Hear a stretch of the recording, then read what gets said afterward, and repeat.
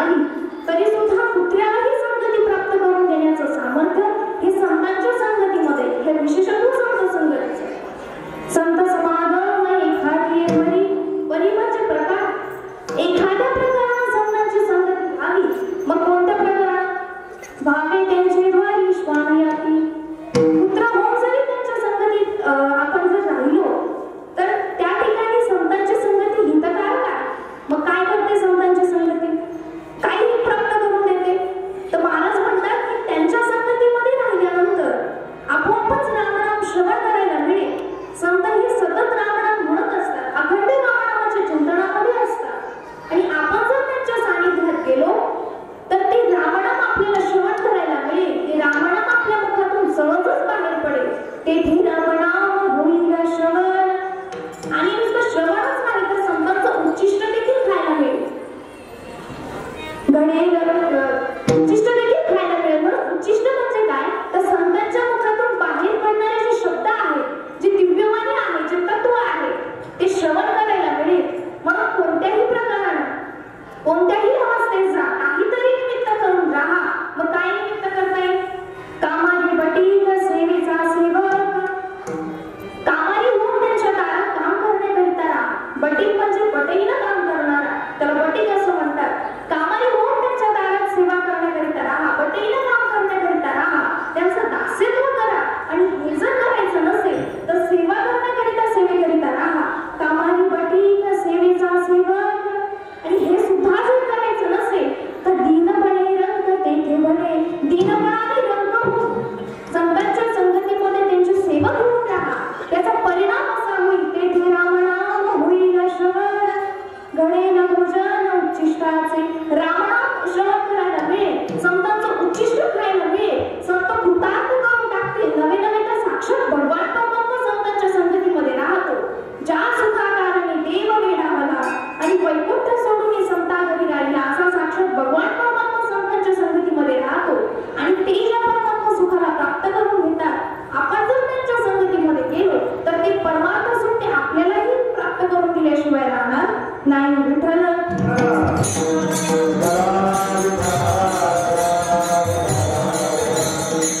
म्हणून असं सर्व सुखाला प्राप्त करून देणारे साधू संत असतात. तुका म्हणे सर्व सुख त्या संगती. सर्व सुखाला प्राप्त करून देणारे संत मायबाप असतात. गणेन पंगती संताची. त्याच्या पंगतीत जर आपण जाऊन बसलो तर रामनाम आपल्याला श्रवण करायला मिळेल. संत कृपा करतील. मग कोणत्या माध्यमातून कृपा करतील तर रामनामाच्या माध्यमातून कृपा करतील. त्यांच्या मुखातून बाहेर पडणारे जे शब्द आहेत, जे दिव्यवाणी आहे, जे तत्व आहे, त्या शब्दांच्या माध्यमातून ते आपल्याला कृपा करतील. म्हणून संतांच्या संगती आपण करावी. येणं प्रकाराने काहीतरी निमित्त करून आपण संतांच्या संगतीमध्ये राहावं. संतांचा समागम जीवनामध्ये घ्यावा असा भावार्थ जे गुरु तुकोबरा या अभंगाच्या माध्यमातून व्यक्त करतायत. विठ्ठल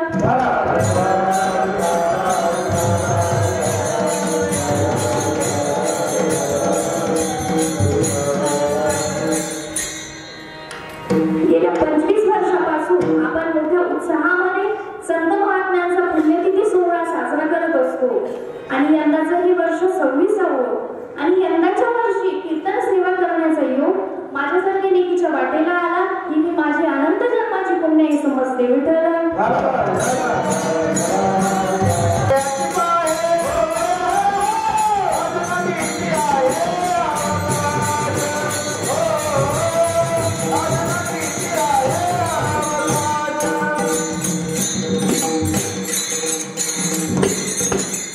घडोघडी काळ वाटयाची पाहे अजून किती आहे अवकाश.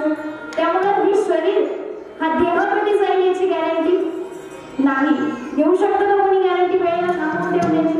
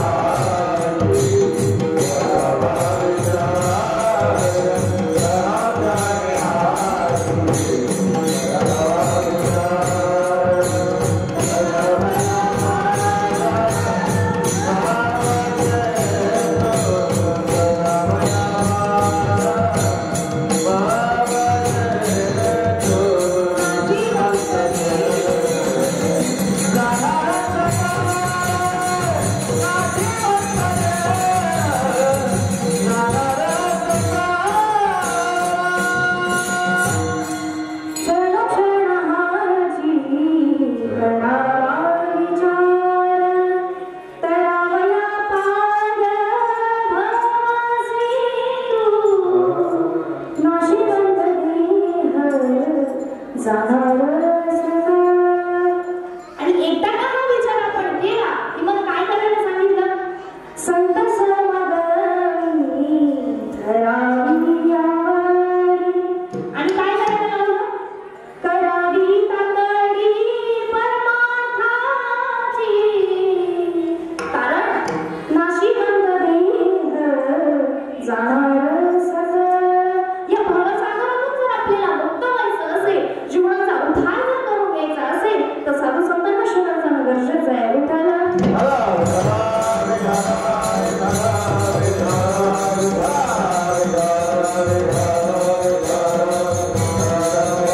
हा सगळा खटाटोप कशाकरिता चाललाय? तर जीवपणा घालवण्याकरिता चाललाय. आणि जीवपणा जर घालवायचं असेल तर त्यासाठी माणसाचं शरीरच असावं लागतं. माणसाच्या शरीरात आल्यानंतरच जीवपणा घालवता येतो. पैसे येण्याची शरीरे शरीरा येण्याची सरे किंबहुना येन झाले चिरापण. याच माणसाच्या शरीरात आल्यानंतर आपल्याला जीवपणा घालवता येतो. येणझार थांबवता येते. एवढं सामर्थ्यवान असणारे मनुष्य शरीर याच माणसाच्या शरीरात आल्यानंतर आपल्याला देवाचं चिंतन करता येतं, देवाचं भजन करता येतं, परमात्म्याला जाणता येतं. याच शरीरात आल्यानंतर याची देही धने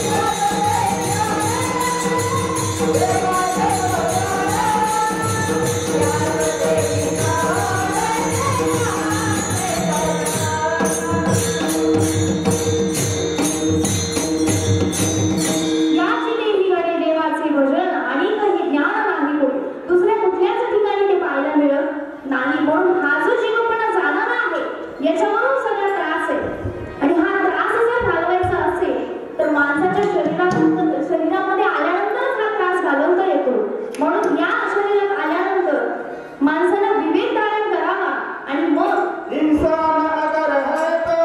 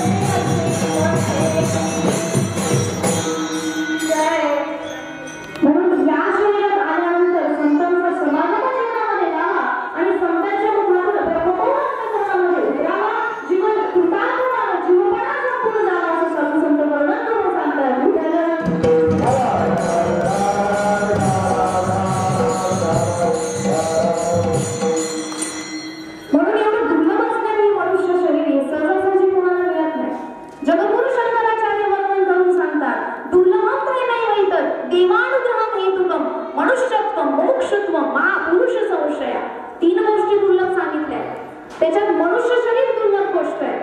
त्यात पुन्हा मला मोक्ष प्राप्त करून घ्यायचा आहे. मला देवाची भेट झाली पाहिजे. मला परमार्थ ज्ञान प्राप्त करून घ्यायचंय. हा विचार मनात येणं सुद्धा फार दुर्लभ आहे. हा विचार सुद्धा मनात येत नाही. आणि असा विचार मनात आल्यानंतर त्या ब्रह्मांड परमात्म्याची प्राप्ती करून देणारे महापुरुष जीवनामध्ये येणं सुद्धा फार दुर्लभ. ते सुद्धा सहजासहजी भेटत. बहु आहे संत भेटी परी जगदेठी करुणा केली. परमात्मा आपल्यावर कृपा करतो तेव्हा संत जीवनामध्ये येत असतात. म्हणून कृपा व्हायला लागतात. पहिली कृपा अंतःकरणाची कृपा, नंबर 2 शास्त्र कृपा, नंबर 3 ईश्वर कृपा आणि नंबर 4 संत कृपा. विठ्ठल